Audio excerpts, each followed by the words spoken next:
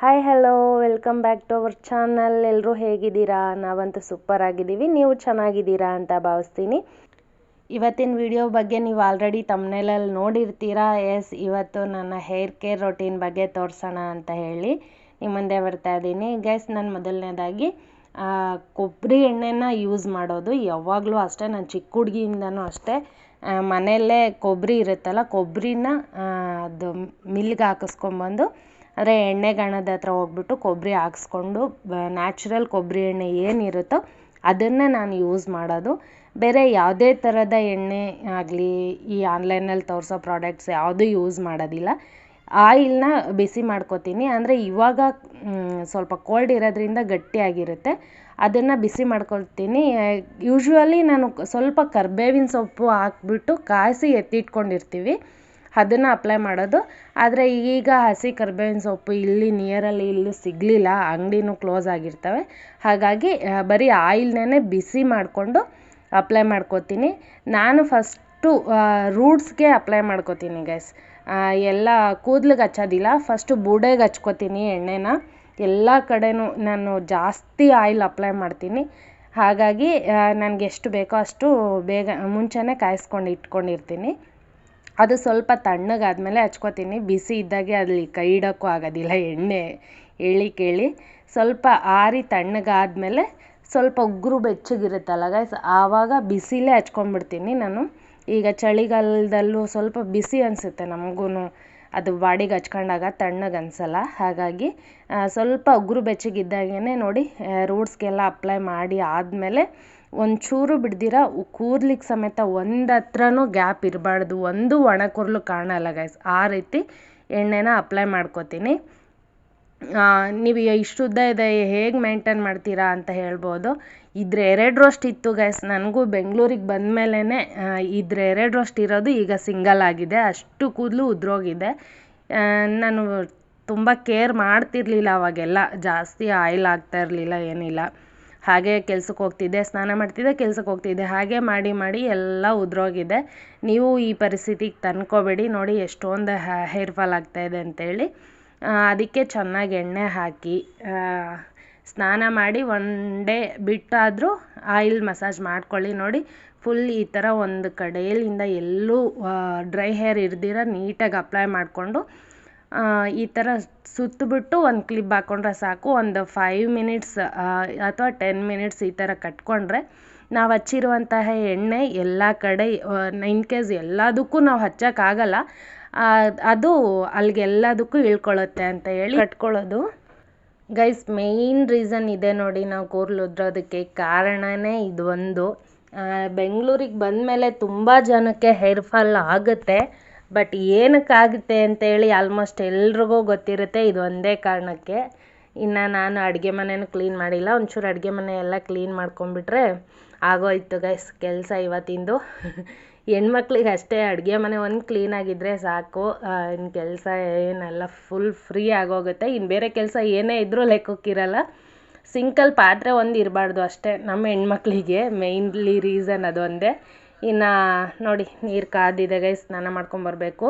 ಯಾವ ಥರ ಕಾಯಿಸ್ತೀನಿ ಅಂದರೆ ನಾನು ಸಿಕ್ಕಾಬಟ್ಟೆ ಮಳ್ಳಬೇಕು ನೀರು, ಆ ಥರ ಕಾಯಿಸ್ತೀನಿ.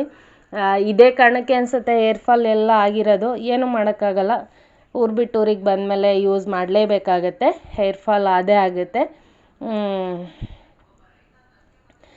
ಇನ್ನೊಂದು ಗೈಸ್, ನೀರು ಚೇಂಜ್ ಆಗಿರೋದಕ್ಕೆ ಅಂತ ಅಂದ್ಕೊತೀವಿ. ನೀರು ಚೇಂಜ್ ಆಗಿರೋದು ಒಂದು ಕಾರಣ ಆದರೆ ಈ ಹೀಟ್ರು 2ನೇ ಕಾರಣ. ಇದೇ ಕಾರಣಕ್ಕೆ ನಮ್ಮ ಕೂದಲೆಲ್ಲ ಉದುರೋಗೋದು. ಇನ್ನು ಚೆನ್ನಾಗಿ ಎಣ್ಣೆ ಹಾಕಿರೋದೆಲ್ಲ ಚೆನ್ನಾಗಿ ನೆನ್ಕೊಂಡಿದೆ, ಎಲ್ಲ ಫುಲ್ಲು ಪ್ರತಿಯೊಂದು ಕೂದಲೂ ಚೆನ್ನಾಗಿ ನೆನ್ಕೊಂಡಾದ್ಮೇಲೆ ಇನ್ನು ನಾವು ಕಟ್ಟಿರ್ತೀವಲ್ಲ ಮೇಲಕ್ಕೆ, ಅದನ್ನು ಎಲ್ಲ ಬಿಚ್ಚಿಬಿಟ್ಟು ನೀಟಾಗೆ ಒಂದು ದೊಡ್ಡದು ಬಾಚಿನ್ಗೆ ತೊಗೊಂಬಿಟ್ಟು ನೀಟಾಗಿ ಎಲ್ಲ ಸಿಕ್ಬಿಡಿಸ್ಕೋಬೇಕು ನಿಧಾನಕ್ಕೆ. ಬೇಗ ಕಿತ್ತುಬಿಟ್ರೆ ಅವೂ ಎಲ್ಲ ಇರವೇ 1-2 ಕೂದಲು ಅವೂ ಕಿತ್ತು ಬಂದುಬಿಡ್ತವೆ. ಅದಕ್ಕೆ ನಿಧಾನಕ್ಕೆ ಸ್ಮೂತಾಗೆ ಸಿಕ್ಬಿಡಿಸ್ಕೋಬೇಕು ಗೈಸ್. ನನಗಂತೂ ಸ್ಮೂತ್ ಹೇರೇ ಆದರೂ ಸ್ವಲ್ಪ ಸಿಕ್ಕಿದ್ದೇ ಇರುತ್ತೆ. ಜಾಸ್ತಿ ಅಂದರೆ ಗಾಡಿಲೆಲ್ಲೂ ಹೋಗಿ ಬಂದಾಗಾದರೆ ಜಾಸ್ತಿ ಇರುತ್ತೆ, ಮನೆಯಲ್ಲೇ ಇದ್ದಾಗ ಏನು ಅಷ್ಟೊಂದು ಸಿಕ್ಕಿರಲ್ಲ, ಆರಾಮಾಗೆ ಬಿಡಿಸ್ಕೋಬೋದು. ಒಬ್ಬೊಬ್ರಿಗೆ ಎಷ್ಟು ಸಿಕ್ಕಿರುತ್ತೆ ಅವ್ರು ನಿಧಾನಕ್ಕೆ ಸಿಕ್ಬಿಡಿಸ್ಕೋಬೇಕು. ನಾನು ಫಸ್ಟ್ ಎಣ್ಣೆ ಹಾಕಿದ ಮೇಲಾಗಲಿ ಹಸಿ ಕೂದಲಾಗಲಿ ಬಾಚುವಾಗ ದೊಡ್ಡ ಬಾಚಣಿಗೆನೇ ತೊಗೊತೀನಿ. ಏಕೆಂದರೆ ಚಿಕ್ಕದು ತೊಗೊಂಡ್ರೆ ಆಗೋದಿಲ್ಲ, ಫುಲ್ ಎಲ್ಲ ಕಿತ್ತು ಬಂದುಬಿಡ್ತವೆ ಅಂತೇಳಿ ಸ್ವಲ್ಪ ದೊಡ್ಡಲ್ಲಿಂದು ಬಾಚಣಿಗೆ ಬರುತ್ತಲ್ಲ ಅದನ್ನು ಯೂಸ್ ಮಾಡ್ತೀನಿ ಗೈಸ್. ನನ್ನ ಕೈಯಲ್ಲಿ ಇಟ್ಕೊಂಡಿದ್ದೀನಿ ನೋಡಿ ಬ್ಲ್ಯಾಕ್ ಕಲರು, ಅದು ದೊಡ್ಡದು. ಅದರಲ್ಲಿ ಬಾಚಿದ್ರೆ ನನಗೆ ಸ್ವಲ್ಪ ಜಾಸ್ತಿ ಕೂದಲು ಬರಲ್ಲ ಅಂತೇಳಿ ಸಿಕ್ಬಿಡಿಸುವಾಗ ಅದು ಯೂಸ್ ಮಾಡ್ತೀನಿ. ಇನ್ನು ನಾರ್ಮಲ್ ಟೈಮಲ್ಲಿ ಬಾಚ್ಕೊಳ್ಳುವಾಗ ಸಿಕ್ಕೆಲ್ಲ ಬಿಟ್ಟಾದಮೇಲೆ ಚಿಕ್ಕ ಬಾಚಣಿಗೆ ತೊಗೊಂಡು ಬಾಚ್ಕೋತೀನಿ ಗೈಸ್. ನಿಮಗೆ ಕಾಣ್ತಿರ್ಬೋದು ಈ ಥರ ಎಲ್ಲದಕ್ಕೂ ಇಳ್ಕೊಂಡಿದೆ ನೋಡಿ, ಯಾವುದು ಡ್ರೈ ಹೇರ್ ಕಾಣ್ತಾ ಇಲ್ಲ. ಈ ಥರ ಎಲ್ಲದಕ್ಕೂ ಇಳ್ಕೊಂಡಿರುತ್ತೆ. ಇಳ್ಕೊಂಡಾದಮೇಲೆ ಟೈಟಾಗಿ ಒಂದು ಜಡೆ ಹಾಕೊಂಡ್ಬಿಟ್ರೆ ಆಯಿತು ಗೈಸ್, ಜಾಸ್ತಿ ಕೂದಲು ಉದುರೋದಿಲ್ಲ. ಇನ್ನೊಂದು, ನಾನು ಕೂದಲಿಗೆ ಯಾವುದೇ ಥರ ಕ್ಲಿಬ್ಬು ಹಾಕಲ್ಲ. ಕ್ಲಿಬ್ ಅಂದರೆ ಇದು ಬ್ಲ್ಯಾಕ್ ಕಲರ್ ಡಿಸೈನ್ ಮಾಡ್ಕೊಳಕ್ಕೆ ಹಾಕೋತೀವಲ್ಲ, ಅದು ಜಾಸ್ತಿ ಯೂಸ್ ಮಾಡಲ್ಲ. ಹಾಕ್ತೀನಿ ನಾನು ಫಂಕ್ಷನ್ಸು ಎಲ್ಲಾದರೂ ಆಚೆ ಹೋಗುವಾಗ ಬಿಟ್ಟರೆ, ಇನ್ನು ಮನೆ ಹತ್ರ ಇದ್ದಾಗ ಯೂಸ್ ಮಾಡಲ್ಲ. ಅದೆಲ್ಲ ಹಾಕಿದ್ರೆ ಏನಾಗ್ಬಿಡುತ್ತೆ, ನನಗೆ ಈ ಪುಡಿ ಕೂದಲು ಅಂತಾರಲ್ಲ ಗೈಸ್, ಅದಿಲ್ಲ ನನಗೆ. ಪುಡಿ ಕೂದಲು ಅನ್ನೋದೇ ಇಲ್ಲ. ಆ ಕ್ಲಿಬ್ ಹಾಕ್ದಾಗೇ ಆ ಕ್ಲಿಬ್ ಹಾಕಿರೋದ ಹತ್ರನೇ ಕಟ್ ಆಗಿಬಿಟ್ಟು ಹೇರೆಲ್ಲ ಈ ಚಿಕ್ಕ ಚಿಕ್ಕ ಹೇರ್ ಥರ, ಬೇಬಿ ಹೇರ್ ಥರ ಆಗೋಗ್ಬಿಡುತ್ತೆ. ನಾನು ಜಾಸ್ತಿ ಕ್ಲಿಬ್ ಯೂಸ್ ಮಾಡೋದಿಲ್ಲ, ಹಾಗಾಗಿ ನನಗೆ ಪುಡಿ ಕೂದಲಿಲ್ಲ ನೋಡಿ. ಎಲ್ಲನೂ ಲಾಂಗ್ ಹೇರೇನೆ, ಚಿಕ್ಕ ಚಿಕ್ಕದಾಗೆ, ಯಾವುದು ಮುಂದೆನೂ ಎಲ್ಲೂ ಇಲ್ಲ ಗೈಸ್, ನನಗೆ ಹಿಂದೆನೂ ಇಲ್ಲ. ನೀವು ಅಷ್ಟೇ ಜಾಸ್ತಿ ಕ್ಲಿಬ್ನ ಯೂಸ್ ಮಾಡಬೇಡಿ. ಬಫ್ ಹಾಕೋದಕ್ಕಾಗಲಿ, ಸೈಡ್ ಬಫ್ ಹಾಕೋದಕ್ಕಾಗಲಿ, ಡಿಸೈನಾಗಿ ನಾವು ತಲೆ ಬಾಚ್ಕೋತೀವಲ್ಲ. ಬಟ್ ಎಲ್ಲರ ಅಕೇಶನ್ಸ್ಗೆ ಓಕೆ. ಮನೆ ಹತ್ರ ಇದ್ದಾಗ ಸ್ವಲ್ಪ ಕ್ಲಿಬ್ಬು ಅವಾಯ್ಡ್ ಮಾಡಿ. ಕ್ಲಿಬ್ ಹಾಕೋದ್ರಿಂದನೇ ತುಂಬ ಹೇರ್ ಕಟ್ ಆಗುತ್ತೆ. ಕಟ್ಟಾಗಿ ನಿಮಗೆ ಆವಾಗ ಪುಡಿ ಕೂದಲು ಥರ ಫಾರ್ಮ್ ಆಗೋದು. ಅಯ್ಯೋ ನಮಗೆ ಎಷ್ಟು ಪುಡಿ ಕೂದಲಿದೆ ಅಂತ ಹೇಳಿ ಎಷ್ಟು ಜನ ತೋರಿಸ್ತಾರೆ, ಬಟ್ ಅದು ಯಾಕಾಗುತ್ತೆ ಅಂತ ಹೇಳಿ ನಿಮ್ಮೆಲ್ರಿಗೂ ಗೊತ್ತಿರುತ್ತೆ ನೋಡಿ. ನಾನು ಉದ್ದ ಫುಲ್ ಜಡೆ ಎಣ್ಬಿಡ್ತೀನಿ. ವಾರಕ್ಕೆ ಒಂದು ಸತಿ ಆದರೂ ಫೋಲ್ಡ್ ಮಾಡಿ ಹಾಕಿದ್ರೆ ನನಗೆ ಸ್ವಲ್ಪ ಸಿಕ್ಕು ಇರೋದಿಲ್ಲ, ಹೇರ್ ಫಾಲೂ ಕಡಿಮೆ ಆಗುತ್ತೆ ಅಂತ ಹೇಳಿ ನಾನು ಈ ಥರ ಮಾಡೋದು. ನಂದು ಒಂದು ಸ್ವಲ್ಪ ಹೇರ್ ಕಟ್ ಮಾಡಿಸಿರೋದ್ರಿಂದ ಉದ್ದ ತುಂಡ ಬರುತ್ತೆ. ನಾನು ಆಚೆ ಈಚೆ ಮಾಡಿಬಿಟ್ಟು ಇದು ಪುಡಿ ಕೂದಲಲ್ಲ, ಕೂದಲು ಕಟ್ ಮಾಡಿಸ್ತೀನಲ್ಲ ಅದಕ್ಕೆ ಹಿಂದೆ ಮುಂದೆ ಆಗಿರೋದು. ನಾವು ಹೇರ್ ಬಿಟ್ಕೊಂಡಾಗ ಲೆವೆಲ್ ಬರುತ್ತೆ, ಬಟ್ ಜಡೆ ಹಾಕಿದ್ರೆ ಎಲ್ರಿಗೂ ಇದೇ ಥರ ಉದ್ದ ತುಂಡ ಬಂದೇ ಬರುತ್ತೆ. ಇನ್ನು ಫುಲ್ ಎಡ್ಜ್ವರೆಗೂ ಅಂದ್ಬಿಟ್ಟು ಈ ಥರ ಫೋಲ್ಡ್ ಮಾಡ್ಕೊಳ್ಳಿ. ಫೋಲ್ಡ್ ಮಾಡಿಕೊಂಡು ವೀಕ್ಲಿ ಒನ್ಸ್ ಆದರೂ ಹಾಕ್ಕೊಳ್ಳಿ. ಈಗ ಸ್ಪ್ಲಿಟ್ಟರ್ಸ್ ಅಂತೂ ಬರೋದೇ ಇಲ್ಲ, ತುಂಬ ಚೆನ್ನಾಗಿ ಹೇರ್ ಗ್ರೋತೂ ಆಗುತ್ತೆ. ನಾವು ಸ್ಕೂಲ್ಗೆ ಹೋಗುವಾಗ ನಿಮಗೆ ನೆನಪಿರುತ್ತೆ, ನಮ್ಮ ಅಮ್ಮಂದರು ಟೇಪ್ನ ಅಣದ್ಬಿಟ್ಟು ಮೇಲೆ ಕಟ್ತಿದ್ರು. ಅವಾಗ ಎಷ್ಟು ಉದ್ದ ಬೆಳೀತಿತ್ತು ಅಲ್ವಾ ನಮ್ಮ ಕೂದಲು. ಅದೇ ಥರ ಇದು ಪ್ರಾಸೆಸ್, ಬೇರೆ ಏನೂ ಇಲ್ಲ ನೋಡಿ ಯಾವ ಥರ ಕಾಣ್ತಿದೆ ಅಂತೇಳಿ ಗೈಸ್. ಇಷ್ಟೇ ನೋಡಿ, ನಾನು ಹೇರ್ ಕೇರ್ ಎಲ್ಲ ಏನು ಜಾಸ್ತಿ ಮಾಡಲ್ಲ. ಅವಾಗಲೇ ತೋರಿಸ್ದಂಗೆ ಕೊಬ್ಬರಿ ಎಣ್ಣೆ ಮಸಾಜ್ ಮಾಡ್ಕೊತೀನಿ, ಸ್ನಾನ ಮಾಡಿ ನೆಕ್ಸ್ಟ್ ಡೇನೇ ಆಯಿಲ್ ಹಚ್ಕೋತೀನಿ. ಆಯಿಲ್ ಹಾಕ್ಕೊಂಬಿಟ್ಟು ಈ ಥರ ಟೈಟಾಗಿ ಜಡೆ ಹಾಕ್ತೀನಿ ಗೈಸ್. ಫ್ರೀ ಹೇರ್ ಎಲ್ಲ ಬಿಡಲ್ಲ. ಲೂಸ್ ಹೇರ್ ಬಿಟ್ಬಿಟ್ರೆ ಹೇರ್ ಫಾಲ್ ಜಾಸ್ತಿ ಆಗುತ್ತೆ, ಅದಕ್ಕೋಸ್ಕರ ಜಡೆ ಹಾಕ್ಕೊಂಬಿಡ್ತೀನಿ.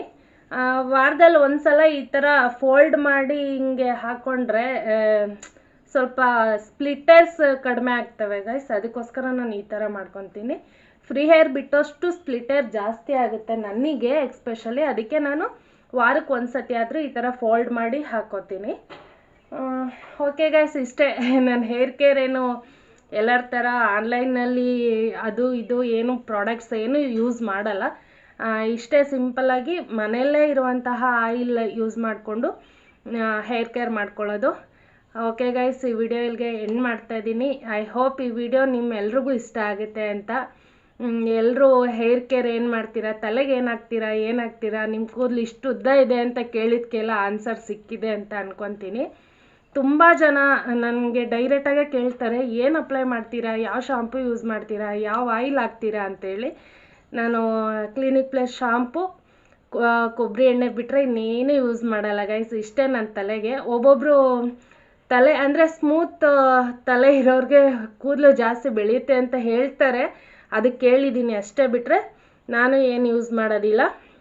ಓಕೆ ಗೈಸ್, ನಾಳೆ ಹೊಸ ವಿಡಿಯೋದೊಂದಿಗೆ ನಿಮ್ಮ ಮುಂದೆ ಬರ್ತೀನಿ. ಅಲ್ಲಿವರೆಗೂ ಕೀಪ್ ವಾಚಿಂಗ್. ಯಾರಾದರೂ ನನ್ನ ವೀಡಿಯೋಸ್ನ ಹೊಸದಾಗಿ ನೋಡ್ತಿದ್ರೆ ಪ್ಲೀಸ್ ಸಬ್ಸ್ಕ್ರೈಬ್ ಮಾಡ್ಕೊಂಡು ನೋಡಿ, ಹಾಗೆ ಲೈಕ್ ಮಾಡಿ, ಶೇರ್ ಮಾಡಿ, ಕಮೆಂಟ್ ಮಾಡಿ. ಟೇಕ್ ಕೇರ್, ಬಾಯ್.